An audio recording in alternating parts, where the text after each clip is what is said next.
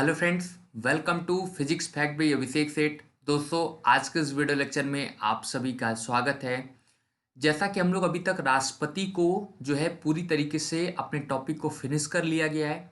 उसके बाद जो हमारा एक छोटा सा और इम्पोर्टेंट टॉपिक है उपराष्ट्रपति, आज उनके बारे में हम लोग डिस्कस करेंगे। देखेंगे उपराष्ट्रपति का निर्वाचन कैसे होता है, उपराष्ट्रपति को शपथ कौन दिलाता है, उपराष्ट्रपति का कार्यकाल कितना होता है, उपराष्ट्रपति के क्या कार्य हैं, क्या शक्तियां हैं, सब कुछ इस वीडियो लेक्चर में हम लोग डिस्कस करेंगे। तो चलिए फ्रेंड्स, वीडियो स्टार्ट करते हैं। देखते हैं पहला अपना टॉपिक। सबसे पहले देखते हैं कि उपराष्ट्रपति का जो है प्रावधान कैसे किया गया कि हमारे यहाँ राष्ट्रपति का तो पद समझ में आ रहा था, उपराष्ट्रपति का पद कैसे आया। तो जैसे देखा जाएगा कि राष्ट्रपति की अनुपस्थिति में बीमारी, पद त्याग, आकस्मिक मृत्यु या अन्य कारणों से अपने कृत्यों का निर्वहन न कर पाने की स्थिति में उनका स्थान लेने के लिए भारतीय संविधान में उपराष्ट्रपति के पद का प्रावधान किया गया।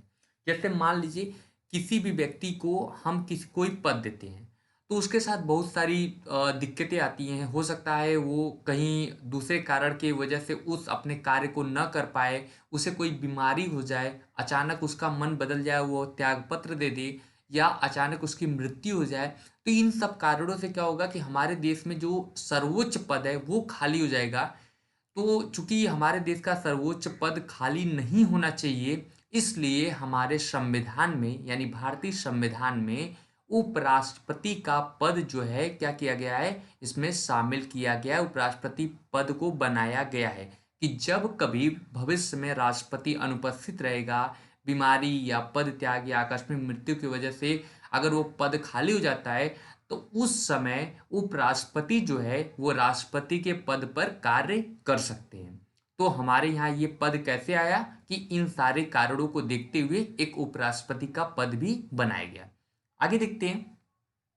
उपराष्ट्रपति का पद देश का दूसरा सर्वोच्च पद होता है। जैसे हम लोग पहले आप जान लीजिएगा, अब आपके लिए दो यहाँ पे क्वेश्चन इंपॉर्टेंट बन गए।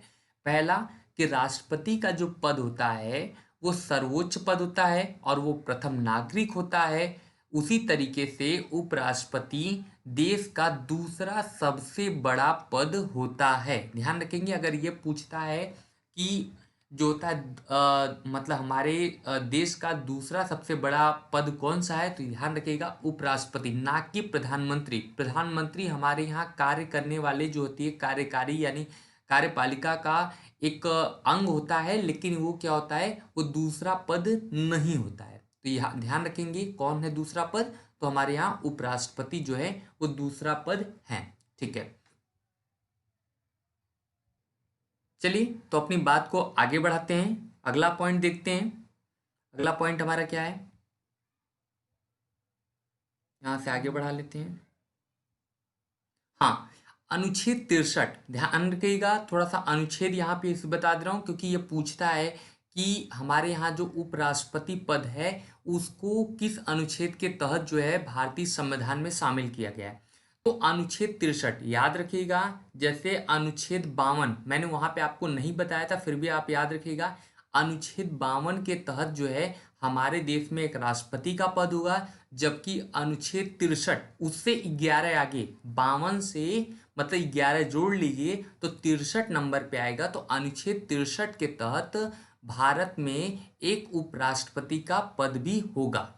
आगे बात करें, ये अनुच्छेद 64 है, 63 के बाद जस्ट 64, क्योंकि ये दोनों जो दोनों अनुच्छेद ये दोनों इंपॉर्टेंट है आपके। अनुच्छेद 63 के अनुसार भारत में एक उपराष्ट्रपति का पद होगा और वही उपराष्ट्रपति जो होगा वो राज्यसभा का पदेन सभापति होगा, यानी राज्यसभा का जो सभापति होगा, राज्यसभा का संचालन करने वाला जो अध्यक्ष होगा यानी सभापति होगा, वो कौन होगा, तो वो हमारे होंगे कौन, उपराष्ट्रपति साहब होंगे। ठीक है, ध्यान रखेंगे 63 में एक उपराष्ट्रपति का पद होगा और वो जो होगा हमारे यहाँ जो है राज्यसभा का सभा का पदेन सभापति होगा। जैसे हमारे यहाँ जैसे 63 के अनुच्छेद के अनुसार देखें तो हमारे यहाँ वेंकैया नायडू साहब जो हैं एक उपराष्ट्रपति तो हैं हमारे यहाँ, लेकिन जब राज्यसभा का जो होता है यानी राज्यसभा का सत्र चलता है तो उसमें आप देखते हैं कि जो मेन चेयर पे बैठते हैं वो हमारे वेंकैया नायडू साहब बैठते हैं। चलिए आगे बढ़ते हैं। अब उपराष्ट्रपति पद की योग्यता देख लेते हैं। इनकी योग्यता और साथ साथ अगर आप राष्ट्रपति की योग्यता का कंपैरिजन करेंगे तो आपको चीज़ें काफ़ी सारी मिलती जुलती दिखेंगी, इसलिए आप ध्यान रखिएगा। चलिए देखिए, पहला क्या है, वो भारत का नागरिक हो। राष्ट्रपति पद में भी हुआ तो वो भारत के नागरिक हो। 35 वर्ष आयु पूर्ण कर चुका हो। 35 वर्ष आयु पूर्ण कर चुका है, राष्ट्रपति वाले में था। वहां पे राष्ट्रपति में था कि वो राज्यसभा का सदस्य होने की योग्यता रखनी चाहिए। कौन? राष्ट्रपति जो होने चाहिए वो लोकसभा के सदस्य निर्वाचित होने की योग्यता रखनी चाहिए, जबकि उपराष्ट्रपति वाला याद रखिएगा ये राज्यसभा। देखिएगा, राष्ट्रपति लोकसभा यानी लोकसभा का कोई सदस्य निर्वाचित होने की योग्यता रखने वाला कोई व्यक्ति राष्ट्रपति बन सकता है, जबकि उपराष्ट्रपति बनने के लिए उसे किसका सदस्य होने के लिए योग्यता चाहिए? तो राज्यसभा का। ये दोनों में बहुत बेसिक डिफरेंस है, याद रखिएगा।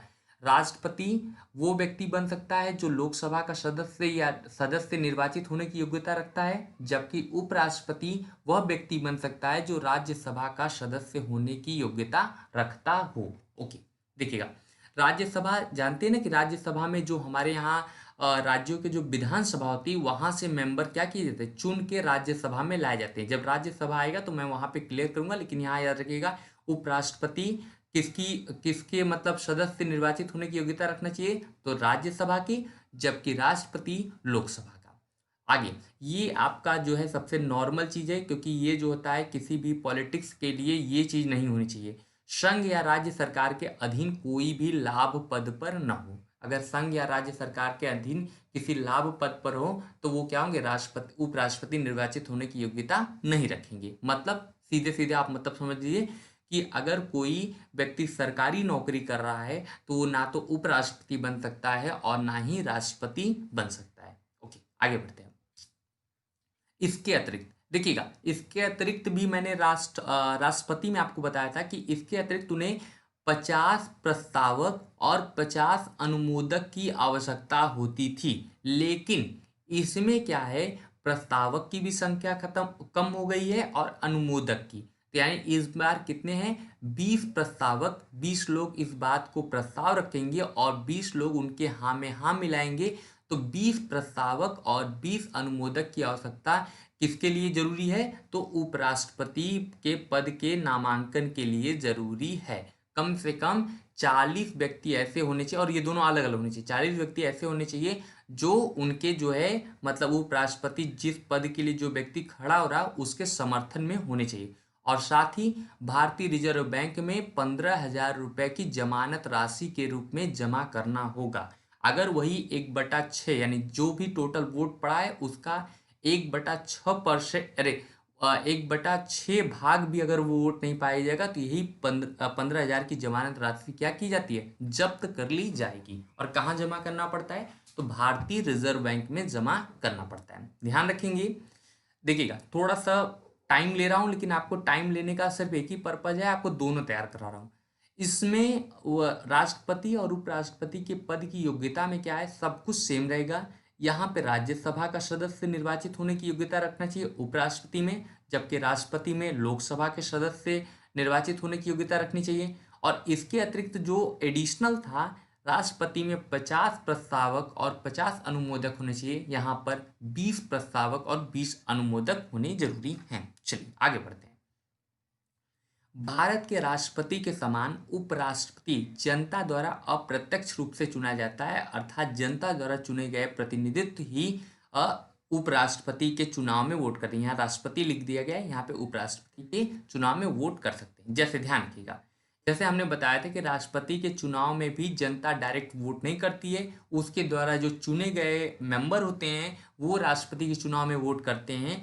तो क्या हुआ, जनता अप्रत्यक्ष रूप से वोट किए। यही सेम तरीका उपराष्ट्रपति में भी होता है। इसमें भी जनता डायरेक्ट वोट नहीं करती है, जनता द्वारा चुने गए प्रतिनिधित्व तो राष्ट्रपति के चुनाव में वोट करते हैं। अब हम लोग देख लेते हैं कि कौन कौन मतलब इसमें वोट कर सकता है। तो अब देखते हैं, उपराष्ट्रपति चुनाव में वोट करने वाले प्रत्याशी कौन कौन हो सकता है?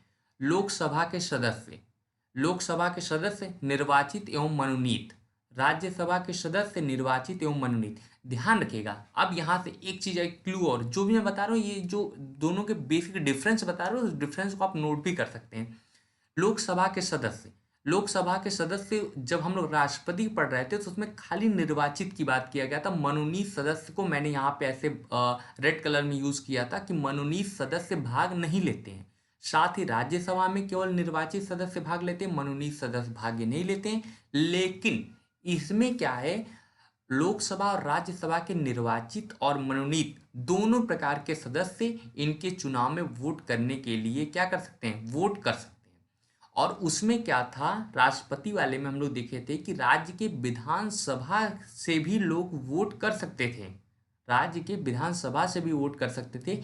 लेकिन इसमें ऐसा कोई प्रावधान नहीं किया गया है कि राज्यों के विधानसभा के भी मेंबर जो है इसमें वोट कर सकते हैं। देख लें आगे, इसमें लिखा है राज्य विधानमंडल के सदस्य, विधानमंडल मतलब विधानसभा और विधान परिषद दोनों के सदस्य चुनाव में वोट के लिए भाग नहीं लेते हैं।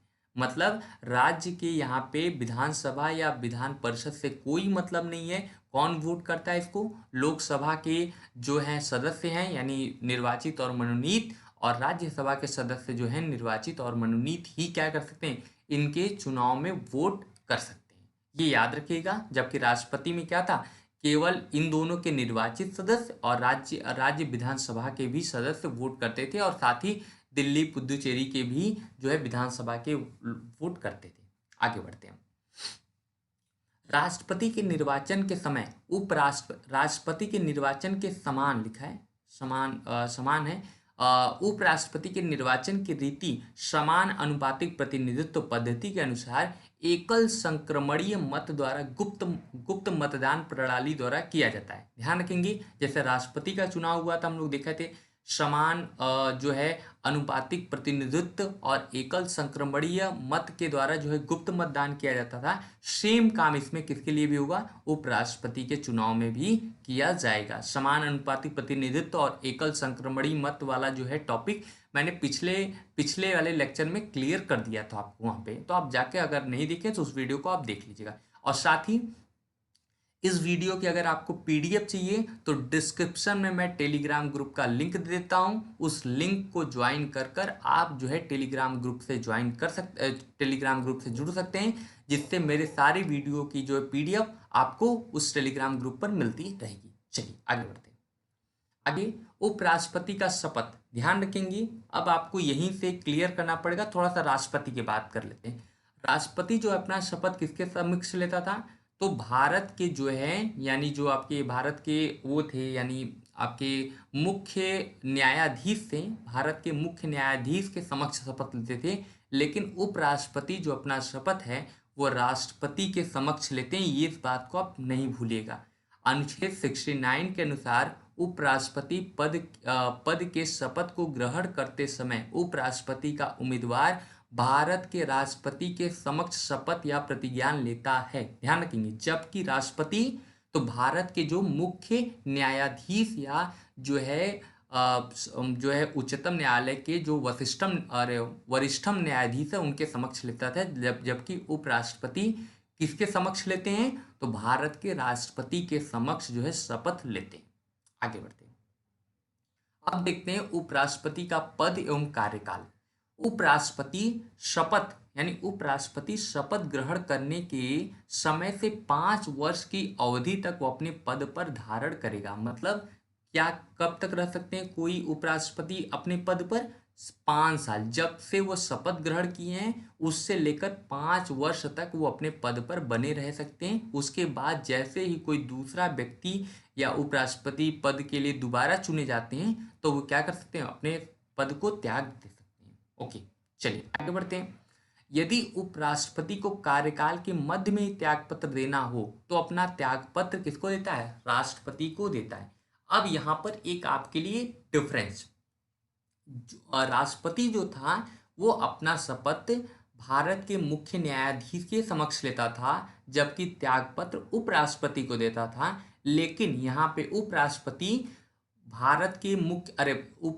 राष्ट्रपति के समक्ष ही शपथ लेता है और राष्ट्रपति को ही अपना त्यागपत्र देता है। यानी एक बात यहाँ से क्लियर हो सकती है कि उपराष्ट्रपति जिसके समक्ष शपथ लेता है उसी को अपना त्यागपत्र देता है, लेकिन राष्ट्रपति में ऐसा नहीं था। राष्ट्रपति में वो मुख्य न्यायाधीश के समक्ष शपथ लेते थे, लेकिन जो है अपना त्यागपत्र किसको देते थे? उपराष्ट्रपति को देते थे। तो ये आपका एक बेसिक डिफरेंस है। जो मैं डिफरेंस बता रहा हूँ उस पॉइंट को आप जरूर मेंशन करिएगा, क्योंकि ये दोनों डिफरेंस के साथ ही क्वेश्चन आपके जो है वनडे एग्जाम में बनाए जाते हैं। चलिए आगे बढ़ते हैं। अब देखते हैं, इसके अतिरिक्त उनके कार्यकाल पूरा होने के पूर्व एक प्रस्ताव के माध्यम से भी हटाया जा सकता है। जो मैं आपको पीडीएफ दूंगा, उस पीडीएफ में थोड़ी से करेक्शन जो भी रहेंगे उस करेक्शन को करके मैं आपको पीडीएफ दूंगा। ओके, चलिए अब देखते हैं। उपराष्ट्रपति को हटाने के लिए राज्यसभा में प्रभावी बहुमत, ठीक है, इसको अभी मैं थोड़ा सा क्लियर करूंगा, बस खाली आप जान जाइएगा प्रभावी बहुमत क्या होता है। तथा लोकसभा में सामान्य बहुमत से प्रस्ताव पास कर हटाया जा सकता है। प्रभावी बहुमत क्या होता है? जितने भी, मान लीजिए कि प्रभावी बहुमत को इंग्लिश में बोलते हैं इफेक्टिव मेजॉरिटी। तो उसमें क्या होता है, अगर जो भी मेंबर हैं, मान लीजिए टोटल स्ट्रेंथ हमारी जो है राज्यसभा की स्ट्रेंथ है 250, उसमें से मान लीजिए 4, 5 या 15, 20 लोग क्या कर दिए हैं, वो दे दिए हैं, मतलब रिजाइन कर दिए हैं, यानी छोड़ दिए हैं, या उनकी सीटें भर नहीं पाई है।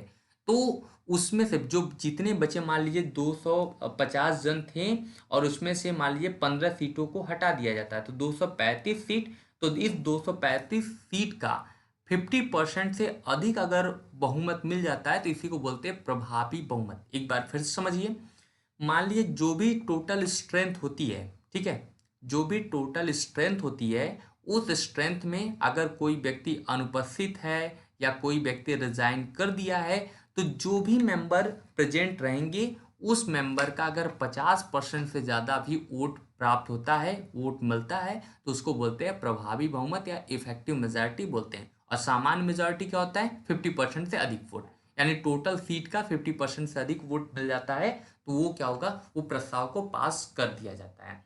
और साथ ही लेकिन इस प्रस्ताव को राज्यसभा में पेश करने के 14 दिन पूर्व एक लिखित नोटिस उपराष्ट्रपति को भेजना जरूरी होता है। मतलब इस प्रस्ताव को जब पेश करें, इसके 14 दिन पहले क्या करेंगे, उपराष्ट्रपति को एक लिखित नोटिस क्या करेंगे, भेजेंगे हम लोग। ठीक है, चलिए आगे बढ़ते हैं। अब आपके लिए वनडे एग्जाम का मोस्ट इंपॉर्टेंट क्वेश्चन, वीवी गिरी और जत्ती दो उपराष्ट्रपति थे जिन्होंने राष्ट्रपति के पद पर कार्य किया था। याद रखिएगा कौन कौन है आपके, वीवी गिरी और कौन है, वीडी जत्ती, जो है दो उपराष्ट्रपति थे जिन्होंने राष्ट्रपति पद पर कार्य किया था। वीडी गिरी डॉक्टर जाकिर हुसैन की मृत्यु पर कार्य किए थे, जबकि वीडी जत्ती जो है वो फरुखुद्दीन अली अहमद के जो है स्थान पर राष्ट्रपति पद पर कार्य किए थे। आगे बढ़ते हैं, अब देखते हैं यहाँ पे उपराष्ट्रपति के वेतन और भत्ते की बात कर लेते हैं कि उपराष्ट्रपति को कितना वेतन मिलता है।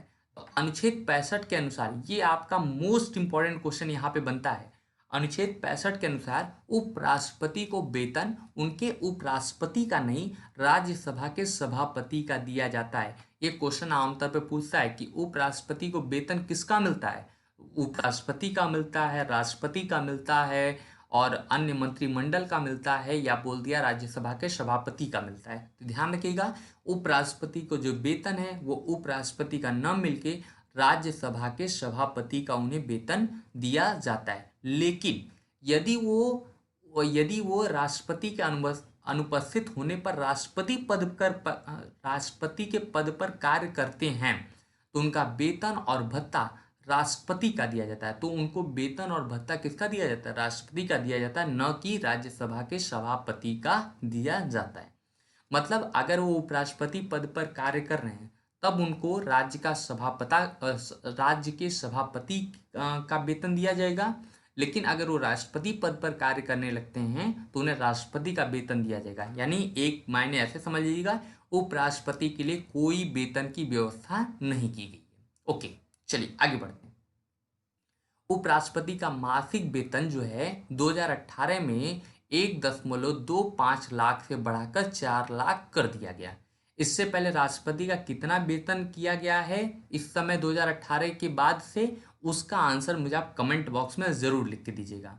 और ये आपका हो जाएगा उपराष्ट्रपति का मासिक वेतन 2018 में 1.25 लाख से बढ़ाकर 4 लाख कर दिया गया। तो आज का जो वीडियो लेक्चर